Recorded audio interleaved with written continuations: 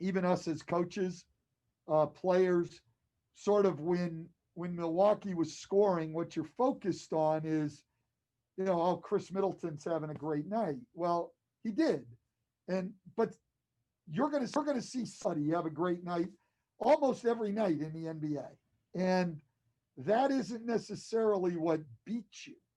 What beats you is sending a team to the free throw line 30 times. What beats you is the cuts we gave up for layups, 44 points in the paint. What beats you is the offensive rebounds we gave up. And so what happens is Chris Middleton is shooting the ball really well. And so we're going to try to deny him coming to the ball for a handoff. We give up a backdoor layup. We send him to the line 8 times, cut that to 4 times. It's all the little things, and it's staying disciplined to your system.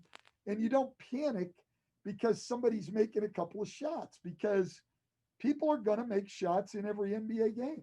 Nobody's holding anybody to 60 points in an NBA game. People score. So you have to stay disciplined to what we're trying to do. And I thought we could have done a better job of that last night, particularly in the second and third quarters. And I know because of the unique nature of this season, getting in proper condition has been a huge focus. Just where do you feel like you guys are at in that department? Yeah, it's not what I would like to start a season. And that's, again, I want to be really clear with people. I'm not blaming players at all for that. There's a rhythm to an NBA season and to getting ready for an NBA season, and, you're coming back about a month before camp, and, you've been playing all summer, and you come back about a month before camp and you're playing and you're working and you're getting yourself ready. And then you've got a camp that's about a week longer than what we've had. So it's all different now. And guys are working at it. I'm not upset with anybody, but being honest, I'm not comfortable with where we are conditioning wise right now. But it's nothing, you can't rush that. You can just work at it every day. You can't go from 50 to 100% in a matter of a day. It's a cumulative effect. And as we get into playing all the time, I think it'll pick up quickly. Hey, Coach, it's Andrew from ESPN. Because of that, I guess not feeling comfortable with the condition of some guys or of everybody in the sense of kind of what you were just saying, do you think teams, and maybe you in particular, will play deeper lineups early in the season, maybe going 11, 12 men just because you're trying to get wind for guys a little bit earlier? I'm not really sure in my own case, Andrew. We're going to see how it goes. And, there's a couple of things that factor into your decision, I think. It's, is a fatigued guy, obviously not exhausted, but a fatigued guy, better at some positions than the guy coming in for him would be when he's fresh. The fresher guy is not necessarily the better guy. Sometimes the tired guy is still the better player.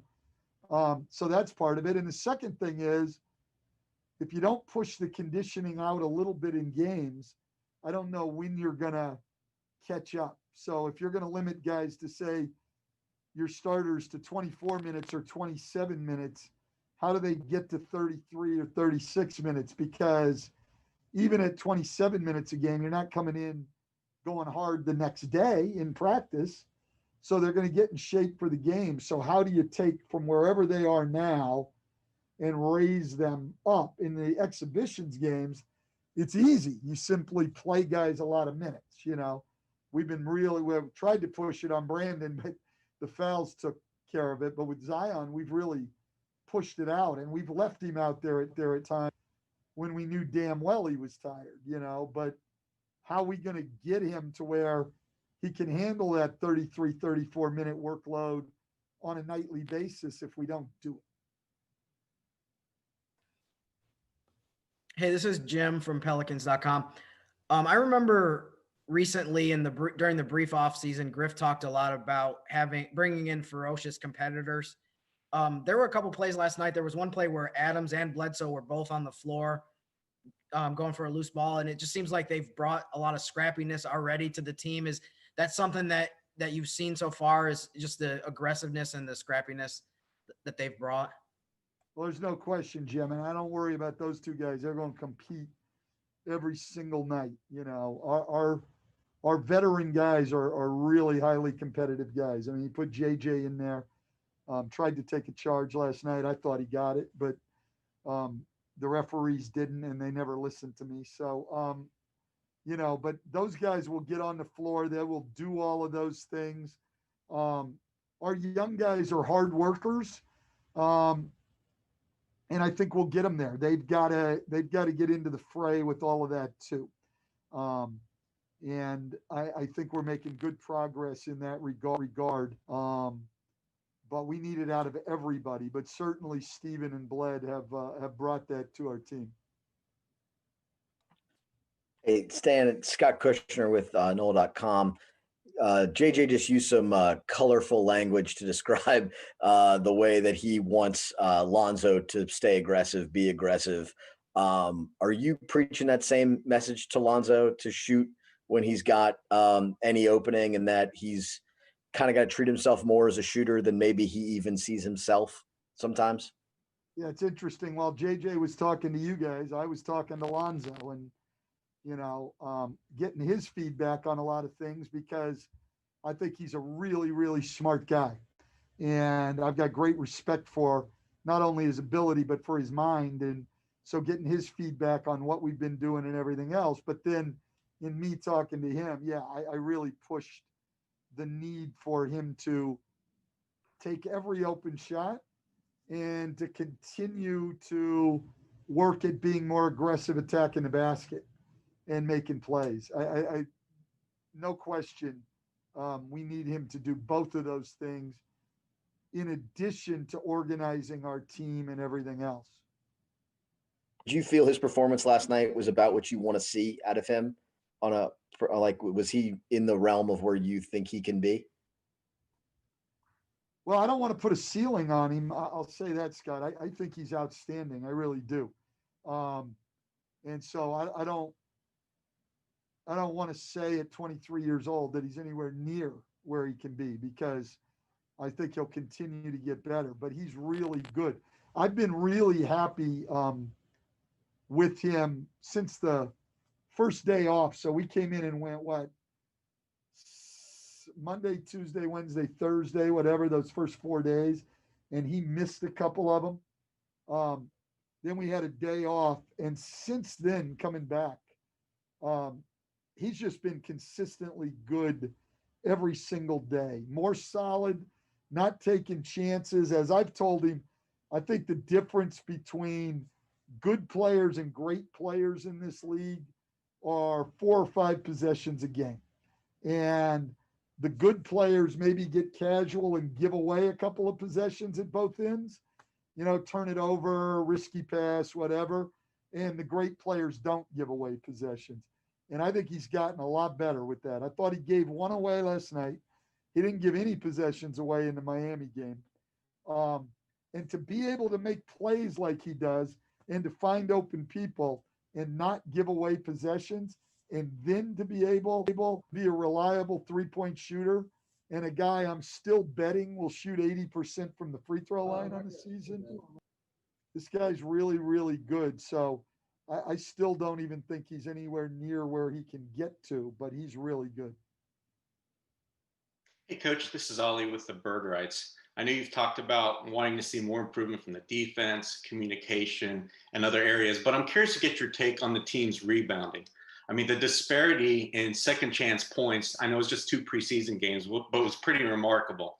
Do you feel like that the rebounding has to be kind of along what we've seen so far, and it has to be a hallmark, a strength of this team for it to be successful this year?